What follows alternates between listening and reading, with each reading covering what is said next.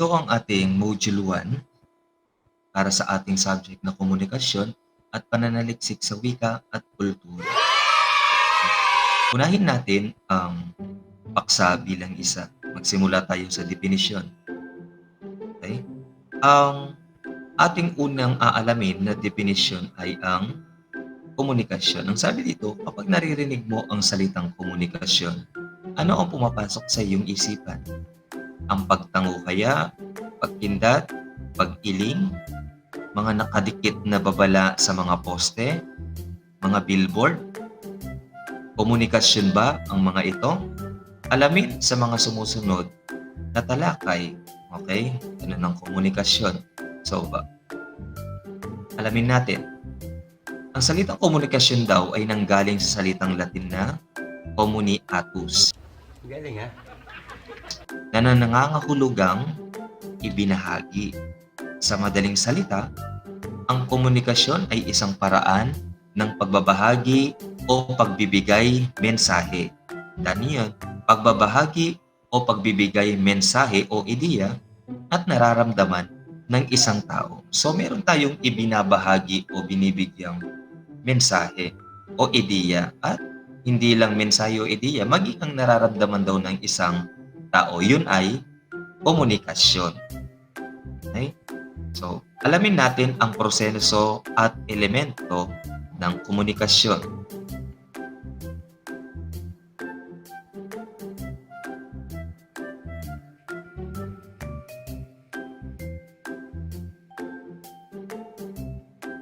Proseso at elemento ng komunikasyon.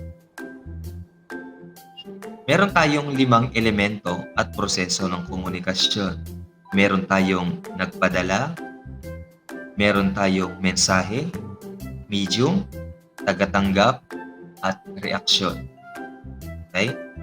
Unahin natin yung nagpadala. Pag sinabing nagpadala, siyempre tumutukoy ito sa tao. Kapag nagpadala, meron siyang pinadadala. Okay? Pero bago natin alamin kung ano ba yung pinadadala niya, alamin natin ang kanyang kahulugan. Pag sinabing nagpadala, ito daw yung taong pinanggalingan ng impormasyon o mensahe. Siyempre, dahil nga nagpadala, sa kanya nanggaling yung impormasyon o mensahe. Okay? At matutukoy natin kung ano ang pinadala niya. Sabi, pinanggalingan daw ng impormasyon o mensahe. Sa makatuwid, ang kanyang ipinadala ay impormasyon o mensahe. Ito ang ikalawang elemento ng komunikasyon. Nagpadala siya, pinadala ang mensahe. Ano kaya ang mensahe? Ito daw ang mismong impormasyon o ideya na ipinadala. Okay? Titin natin, ito ang mismong impormasyon o ideya na ipinadala, syempre, nung nagpadala. Okay? Alamin natin kung ano yung mga ginagamit sa ikatlong elemento o proseso. Yung medium o channel. Yung medium o channel naman, okay? Ito daw yung paraan at instrumento sa pagpapadala ng mensahe. So, para maipadala mo ang isang mensahe, kakailanganin daw natin ng instrumento. Ano kaya ang instrumentong halimbawa nito? Sabi rito, maaari daw gumamit ng pasalita o gumamit ng lapel para maiparating at maunawaan ng kanyang mag-aaral. Maaari rin namang gumamit ng mga visual aids. So marami tayong pamamaraan sa paggamit o pagpapadala ng mensahe. Sabi dito, maaari ka gumamit ng pasalita. Pwede ka rin naman gumamit ng pasulat, di ba? Pag nagpapadala tayo ng mensahe. Pwede rin tayong gumamit ng internet sa pagpapadala ng mensahe. Yun ay kabilang sa mga medium o channel. Pag medium o channel, di ba sabi mid? Okay? Sa gitna, tagapamagitan. Okay? Ito yung nagsisilbing tagapamagitan para maipadala ang mensahe. Kaya nga, sa pamamagitan ng anong instrumento? Sa pamamagitan ng pagsasalita na iparating ang mensahe. Okay? So, bago natin talakayin ang ingay, dito muna tayo sa ika-4 na proseso. Okay? Ang tagatanggap. Ang tagatanggap, ito daw yung, syempre, taong tumatanggap o pinadalhan ng mensahe. Kung meron tayong nagpadala, okay, Siyempre, yung ipadadala mong mensahe, merong tatanggap ng mensahe. Sino yon? Yung tagatanggap. Okay? Taong tumatanggap o pinadalhan ng mensahe. At kapag ka natanggap na ng tumanggap yung mensahe, meron siyang magiging kalibang proseso. Ito yung reaction. Okay? Ang reaction naman daw, ito naman daw yung tugon o sagot ng tumatanggap ng mensahe. Maaaring ang pinakatugon niya ay pagsang-ayon. Okay? O kaya naman ay mensahe din na makakarating doon sa nagpadala. Okay? O meron tayong tinutukoy dito kanina doon sa medium o channel, yung ingay. Okay? Alamin natin kung ano ba yung ingay na yan. Okay? Meron kasing tanong dito na, sabi dito, hindi daw lahat ng mensahe ay tagumpay na naihahatid sa nakikinig o bumabasa. Okay? Alamin natin ang lahat ng yan. Okay? Sabi dito, hindi lahat ng mensahe ay tagumpay na naihahatid sa nakikinig o bumabasa. Bakit kaya? Dahil yan sa ingay. Okay? Dahil daw yan sa ingay. Ang ingay, ito daw ay tumutukoy sa anumang nagiging hadlang o sagabal upang maunawaan ang mensahe. Meron parang nagiging hadlang para hindi maiparating ang mensahe. Yun ang tinatawag nating ingay. Okay? At meron tayong dalawang uri ng ingay. Okay? Una, ang physical na ingay. Ano kaya ang physical na ingay? Ito daw ay ingay na nagaganap sa kapaligiran o yung mga nasa paligid natin. Okay? Ano-ano kaya yung mga yon? Anong halimbawa? Sabi rito, ingay ng mga tao sa paligid mo. Halimbawa, sa pag-uusap natin ngayon, maaaring merong mga distraction. So, yung mga ingay, maaaring ingay ng mga katabi ko o ingay ng mga tao sa paligid. Hoy! Nabunganga nyo! Tahiin nyo! Natutulog ako, nakikita ko sa bunganga nyo! Buhay nyo at tulog, magpatulog kayo! O halimbawa yan, yung ganyan kaingay, di ba? Kapag ka sobrang ingay na, hindi na maiintindihan. O di kaya naman, pwede rin naman ingay ng mga bagay sa paligid. Maaaring merong mga nalaglag, okay? Maaaring may mga nalaglag na kaldero. Pwede rin naman yan, di ba? O tapos ingay halimbawa ng mga iba pang, halimbawa mga sasakyan. O halimbawa yung Lamborghini ko dumaan, o di ba? Yan ay ingay sa mga bagay na ingay ng mga bagay sa paligid at iba pa basta't nagiging sagabal. Alamin natin ang ikalawang ingay, yung psychological na ingay. Okay? Ano kaya ang psychological na ingay? Pag sinabi kasing psychological na ingay, may kinalaman yan sa emosyon at pag-iisip. Ano kaya ito? Ito daw ay ingay na nagaganap sa isipan ng tao. Paano nagkakaroon ng ingay sa isip ng tao? Nasa isipan naman siya. Paano kaya yon? Okay, nanggagaling daw yan sa isip. Okay? Isip daw yan. Yan ang tatandaan niyo pag psychological. Isip. Okay? Ganito yung nangyayari. Sabi niya, yung akala mo nakikinig siya. Di ba nakalagay dito, I feel like you're not even listening to me. Di ba? Yung akala mo nakikinig siya pero hindi pala. Paano kayo magiging reaction natin nun? Diba? Ganyan. Okay? Kala mo nakikinig siya pero hindi pala, lumilipad yung isip niya. Okay? Siyempre, kung ano-ano yung mga naiisip niya. Halimbawa, habang kinakausap mo siya, ang iniisip niya kung anong magiging ulam mamaya o baka tuyo na naman. O malay mo, iniisip niya, broken-hearted na naman siya. Okay? Pwede rin naman yun. Okay? Pero isa lang ang dapat gawin dyan, kailangan makinig ng mabuti. Okay? At talakayin natin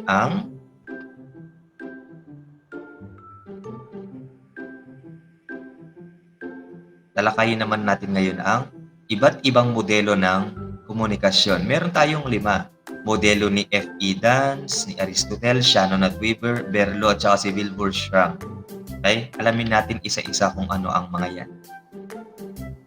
Okay. Unahin natin ang modelo ni F.E. Dance. So, tunog pa lang, F.E. Dance, parang sumasayaw na. Okay? Sa modelo ni F.E. Dance, ito daw yung paikot o spiral. Okay? Doon pa lang, di ba? Paikot o spiral. So, umiikot, ganyan ang spiral. Okay? Ang komunikasyon daw ay dinamiko na habang lumilipas ang panahon, ay patuloy na nagbabago. Okay? Paano kaya yun? Siyempre, di ba? Kapag ang komunikasyon ay habang lumilipas daw ang panahon, patuloy na nagbabago. Nung unang panahon, di ba, ang komunikasyon natin ay sa pamamagitan ng pasulat. Okay? Ngayon, naitatawag na natin. Okay? O ngayon naman, malalalim ang mga salitang ginagamit natin. O ngayon, nagkakaroon na ng mga iba't ibang pakahulugan sa mga mensahe. Okay? O, para madaling matandaan, ang modelo ni F.E. Dance ay para lang siyang taong sumasayaw. Kaya nga, parang F.E. Dance na umiikot. Okay? Para madali Hindi ninyong totoo yan. matandaan. Bola lang yan. Modelo ni Aristotle. Okay? O, para mas madali niyong maintindihan, Aristotelinya. Okay? Ito ay modelo ni Aristotle o palinya o linear. Paano kaya ito? Sabi, ito ay nagpapakita ng tuwid na linya. Okay? Tuwid na linya ang komunikasyon na nangangahulugang ang nagsasalita ay simpleng nagpahayag ng mensahe. Parang ginagawa natin ngayon. Okay? Parang ako lang ang nagsasalita dito at kayo naman ay matabang nakikinig. Bahala ka sa buhay mo. Ginusto mo yan eh. Parang ako ay nagpadala ng mensahe at diretsyo nyo lang na narinig. Okay? Parang ganito, merong nagsalita, papunta sa mensahe, yung ipinadala niya, at papunta sa tagapakinig. Okay? Modelo ni Shannon at Weaver. Ipinapakita sa modelong ito na sa komunikasyon nagkakaroon ng ingay o nagiging hadlang upang maunawaan ang mensahe. Tinalakay natin yung ingay. So dito sa Shannon at Weaver, nakapokus siya sa ingay. Okay? Pinagmulan, tapos tagahatid ng mensahe, tapos channel, meron siyang ingay, yung psychological at physical na ingay. Tapos tumatanggap ng mensahe at destinasyon. Okay? At modelo ni Berlo, ika-4. Sa modelo ni Berlo daw, ano kaya ito? Sabi, pinapakita sa modelong ito na sa pagpapahayag ng mensahe, mahalaga na ang pinagmulan at tagatanggap ay parehong may kasanayan sa pagpapahayag. Sabi dito, yung pinagmulan daw at tagatanggap ay parehong may kasanayan sa pagpapahayag. Halimbawa, kasanayang pangkomunikasyon, saloobin, kaalaman, sistema ng lipunan at kultura. Okay? May malawak daw na kaalaman sa paksa upang lalong magkaunawaan. Sinasaalang-alang ang kulturang pinanggalingan. Ganyan ang modelo ni Berlo. Okay? Sa mensahe, meron daw siyang elemento, meron daw siyang istrukturan, nilalaman, pagkikitungo. Okay? Mapapansin niyo dyan, pagkikitungi dyan, pero pagkikitungo yan, no? O typographical lang yan. Okay, sa channel naman, yung 5 senses natin, okay? 5 pandama, yun yung paningin, pandinig, o pandama, pangamoy, at saka panlasa. Okay, pareho lang yung kanilang kasanayan sa pagpapahayag. Meron naman tayong modelo ni Wilbur Schramm. Okay? Pero ang bigkas dyan, kung di ako nagkakamali, is Wilbur dahil German siya. Pero tayo as Pilipino, basahin na lang natin as Wilbur. Para mas madali nating maintindihan, ang Wilbur is tunog gulong, di ba? Will. Okay? O parang tunog gulong siya para mas madali niyong maintindihan. Ano kaya ang kinalaman niyang tunog gulong na yan? Sabi dito, ito ay paikot o siklong paraan. Okay? Siklo, cycle. Okay? Paano kaya yung cycle na yun na sinasabi? Meron tayong tagadala o tagahatid. O, papunta sa mensahe, ito yung pinadala niya. Papunta sa tagatanggap. Okay, paano kaya iikot yan, sir? Okay, yung tagatanggap, halimbawa ako, meron akong sinabi sa kasama ko. Okay, sinabi ko yung mensahe, natanggap niya yung mensahe. Okay, magkakaroon ng tugon. Okay, yung kanyang tugon, nagsasalita din siya. Kapag siya ay nagsalita, meron din siyang ipadadalang mensahe.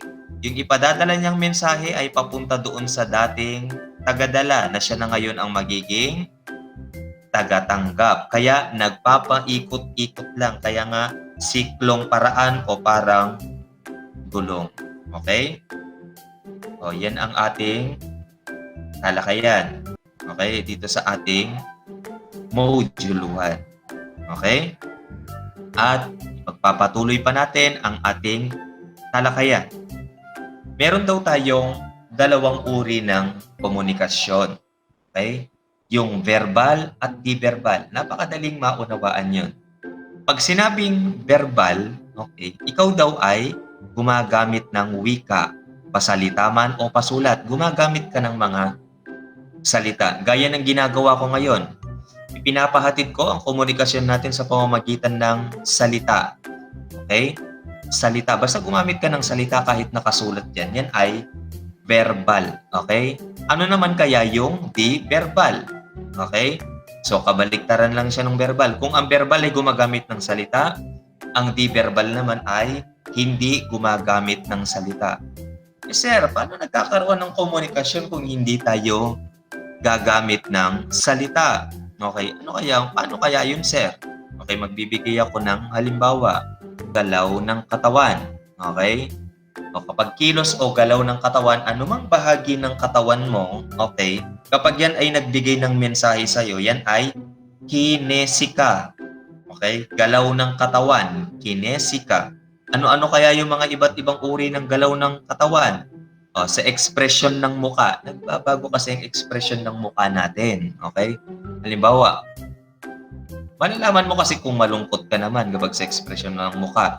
O kaya naman ay masaya. Okay? Malungkot, masaya, galit. Nakikita yan sa ekspresyon ng mukha. Maaaring pag nagsalubong ang kilay mo, ikaw ay galit. Kapag ka tumaas naman ng bahagya ang kilay mo at nagsingkit ang mata mo, ikaw ay natutuwa. Okay? Yan ay sa ekspresyon ng mukha. Sa galaw ng mata naman, kapag ka tiningnan ka ng masama, okay, ng matalim na mata, parang ikaw ay galit. Kapag ka ikaw naman ay medyo sumingkit, okay, medyo nagpapungay ng mata, ikaw ay natutuwa. Okay? Nuna natin yung expression ng mukha, galaw ng mata. Kapag ka, di ba, meron pa tayo kapag ka inikutan ka ng mata o inirapan ka, di ba, parang nakakainis lang. Okay? Parang kapag ka inirapan ka nga lang ng kaway mo, di ba?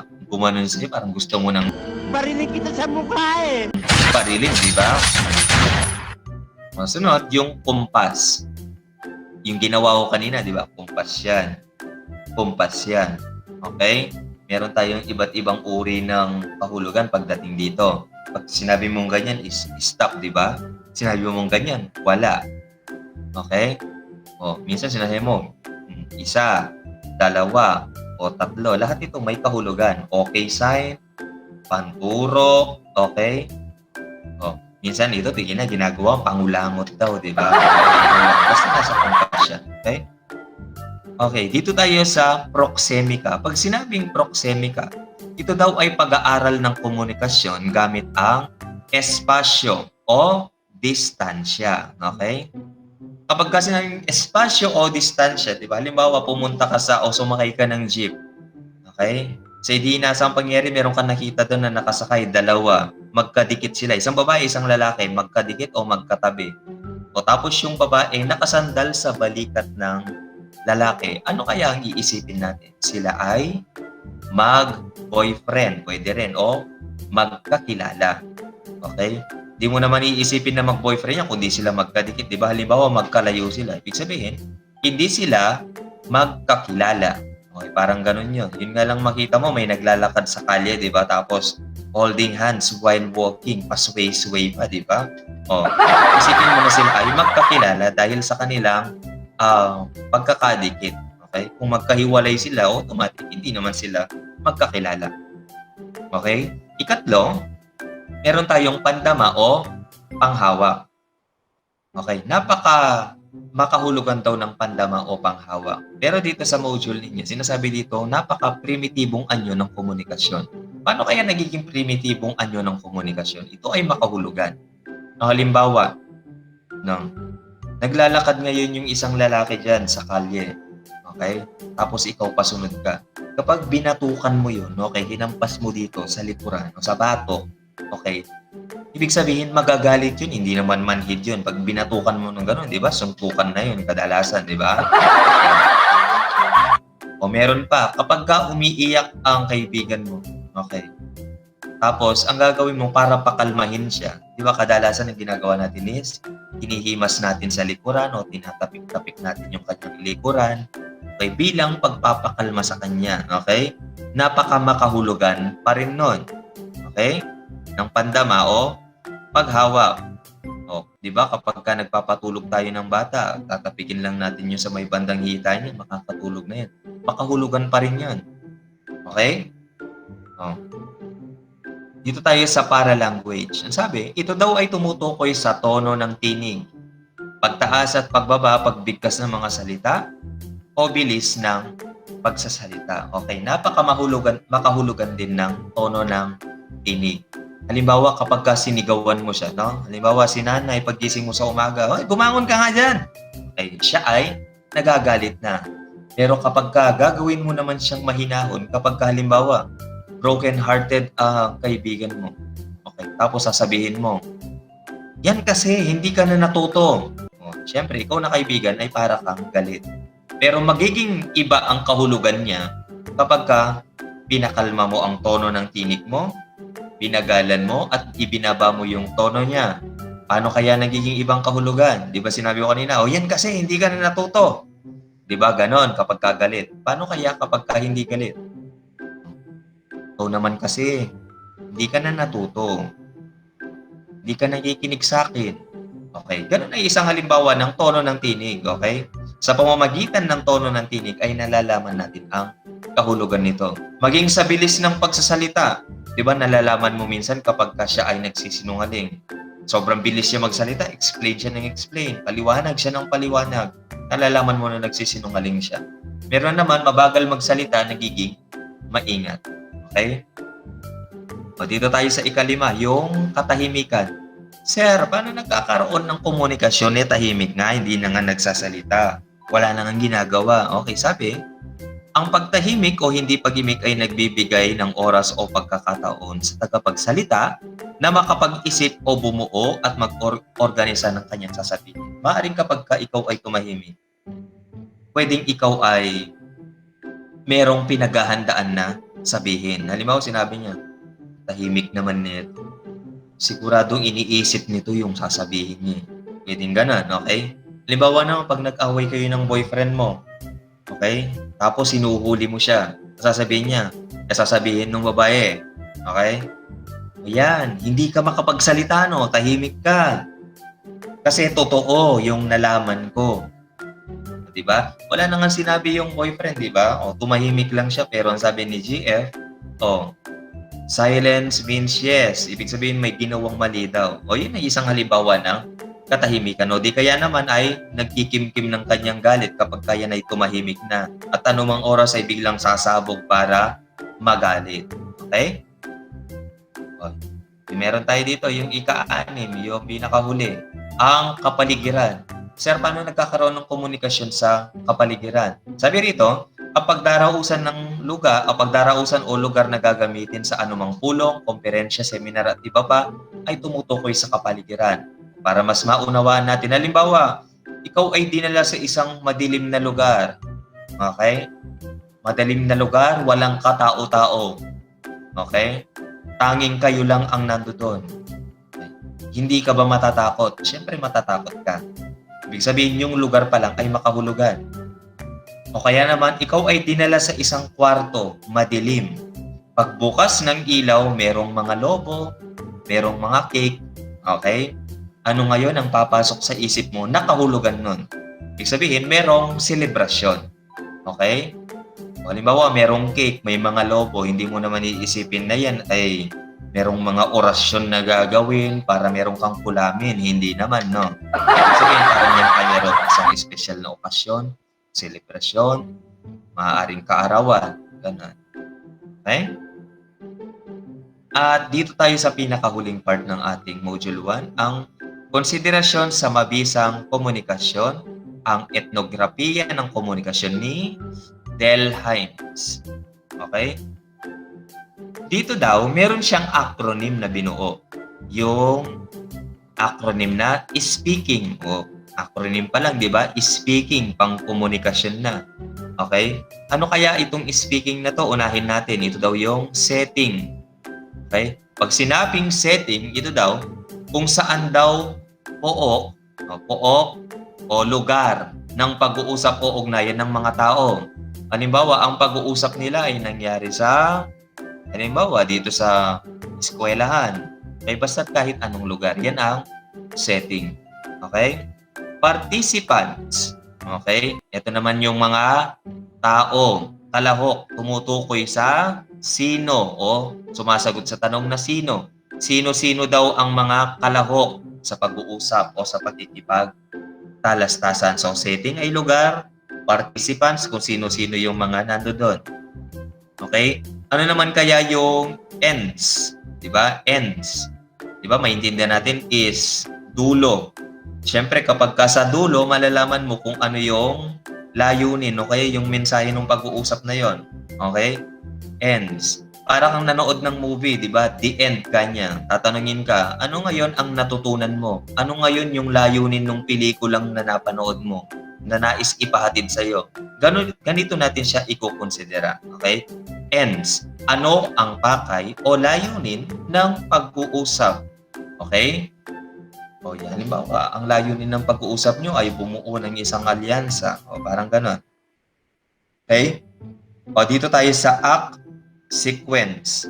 Doon pa lang sa sequence is parang meron ka ng sinusunod. Parang step by step. Okay?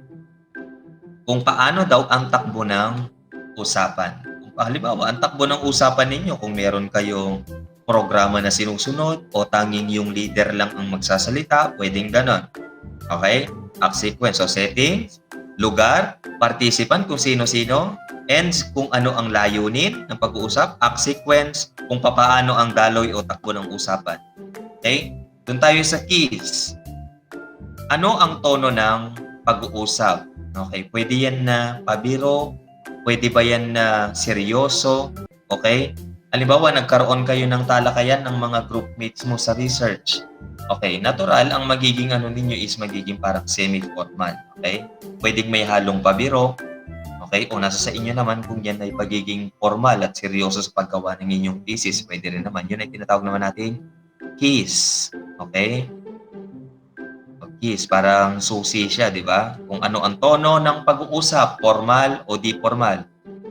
Instrumentalities. O, tunog pa lang, di ba? Instrument. O, ano kaya yung instrument na ginagamit natin? Okay? Ano yung paraan na gagamitin natin? Okay? Sa ating talakayan. Halimbawa, yan ba ay pasulat, pasalita, maaaring sa pamamagitan ba ng video conferencing na ginagawa natin ngayon? Yun ay instrumentalities. Okay? At meron tayong tinatawag na norms. Okay, di ba sa sociology, yung norms na tinatawag ay parang yung mga standard na kailangan na sundin. Okay? O dito, since dito nakalagay sa module ninyo is, ano ang paksa ng usapan? Ito yung standard na susundan natin. Ano ang paksa na pag-uusapan natin? Okay? At dito tayo sa genre. Parang sa music lang yan, merong iba't ibang genre. Hindi porke kumanta ka, ibig sabihin ay kanta na. Hindi. Merong iba't ibang genre yan. Merong pop, merong jazz, merong R&B, okay? Iba't iba. Pero dito is meron ding genre sa pagkikipag-usap. Kung anong diskurso daw ang ginagamit. Yan ba ay sa pamamagitan ng pasalaysay? Yung sa pasalaysay ay parang sa mga pagtatalumpati. Pasalaysay lang at kayo ay nakikinig. Maring, yan ba ay pagkikipagtalo, pangangatwiran? Parang doon sa mga debate na nangyayari. Okay? Yan yung tinatawag nating genre. Okay? Kung pasalaysay, pagkikipagtalo, o pangangatwiran. Okay? Pwede din bang pagtatalumpati, pwedeng padebate. Okay, nasa inyo naman yon. Okay? Inyong setting o speaking ni Delheim. Setting, lugar, participant, yung mga tao na involved doon, ends kung ano ang layunin o yung goal, act sequence kung paano yung takbo ng usapan o yung daloy ng usapan, yung keys naman kung yan ba ay pabiro o seryoso, formal o di formal, instrumentalities kung ano ang gagamitin ninyo sa talakayan, kung pasalita ba o pasulat. Okay? O tapos norms, kung ano yung standard o yung paksa na dapat sundin at pag-usapan. At genre, kung anong diskursong ginamit. Pwedeng pasalaysay, pakikipagtalo pangatwiran, patibate. Okay? Ganun lang yan. O, ito yung isang halimbawa, di ba? Saan ginanap? O, speaking. New era, sino-sinong kalahok ang mga mag-aaral sa mass communication. Yan, magkakaroon ng General Assembly. Ang mga mag-aaral sa mass communication sa University Hall ng New Era University. So, dito nalaman na natin ang kanyang lugar. Ayan, nakalagay dito is New Era University. Ayan. O, sino-sino daw magkakaroon ng General Assembly ang mga mag-aaral ng mass communication? Sino-sino? Mga mag-aaral. O ano daw ang layunin? Sabi dito, layunin nito na magkakakilala. Paano ang takbo ng usapan? Natural, meron niyang programang sinusunod. Okay? Ano ang tono ng pag-uusap? Natural, kung yan ay General Assembly, hindi naman masyadong formal yan. That is semi-formal.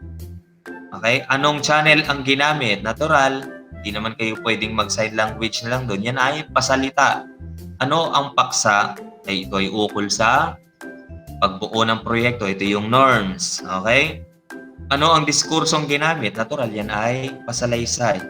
At meron tayong iba't ibang antas ng komunikasyon. Ito na pala yung pinakahuli. Okay? Sa iba't ibang antas ng komunikasyon, okay, meron daw tayong komunikasyong intrapersonal, komunikasyong interpersonal, at komunikasyong pampubliko.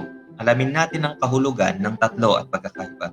Sa intrapersonal, di ba, kapag ka-intra, ibig sabihin, yan ay nagaganap sa loob.